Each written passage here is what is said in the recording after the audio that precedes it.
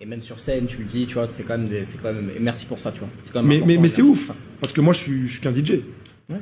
Donc tu vois, normalement, c'est pas mon taf d'aller tweeter Macron, le président Macron sur Twitter et de me retrouver dans des sauces et que l'Elysée, ils appellent mon management en disant est-ce qu'il peut supprimer le tweet, est-ce qu'on peut se rencontrer. Mais moi, j'ai envie de rencontrer personne. Juste mettez fin à ça, en fait.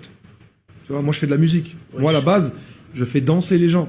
Je suis pas censé tweeter des trucs sur des catastrophes pareilles. Je suis pas politicien. Je fais pas de politique. Mais à un moment donné, je suis un humain avec un cœur et c'était plus possible. Et voilà, j'ai utilisé ma plateforme pour dénoncer ça. Après, ça change rien, mais je l'ai fait quand même.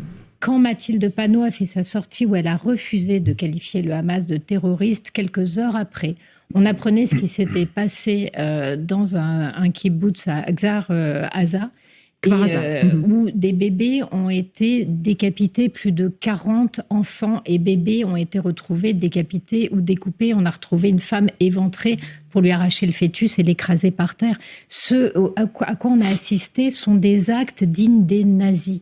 Être incapable en face de ça, de savoir qu'il faut se tenir à côté des agressés, c'est quand même juste hallucinant. Et pourquoi est-ce qu'ils ne peuvent pas le faire? C'est quand même étonnant. On est quand même sur une gauche qui n'a plus de discours à donner à la France et qui a tout investi sur la dénonciation du nazisme ou du fascisme et qui traite tous ses adversaires de crypto-nazis ou de pseudo-fascistes. Et tout d'un coup, face à des actes qui sont quand même que tout le monde a analysé comme étant des actes d'une violence inouïe, eh bien, ils ne sont plus capables à ce moment-là de distinguer le bien du mal. Nous nous préparons d'une manière ou d'une autre à la guerre. Gagner la guerre avant la guerre, et je fais que citer le chef d'état-major de nos armées, le général Thierry Burkhardt, qui exprimait ainsi une vision stratégique. Nous sommes dans un monde qui a changé, donc il faut s'y préparer. Et dans cette préparation, nous ne pouvons pas nous permettre, d'un point de vue stratégique,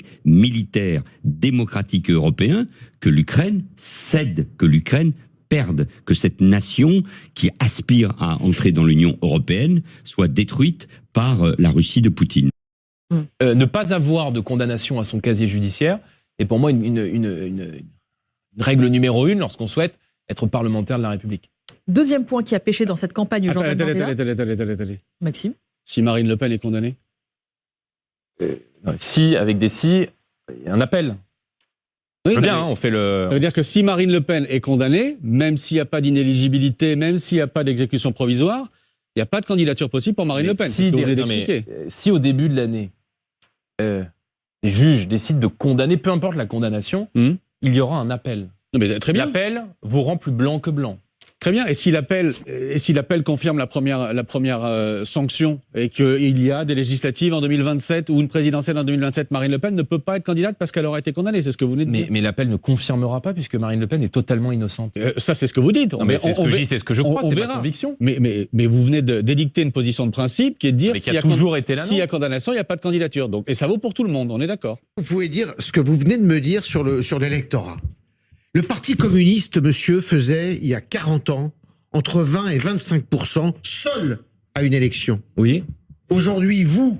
On a fait 22%, monsieur. Non, pas tout seul. Ah, la présidentielle n'était pas tout seul? Non, vous êtes aussi avec les socialistes. Non, Oui, si.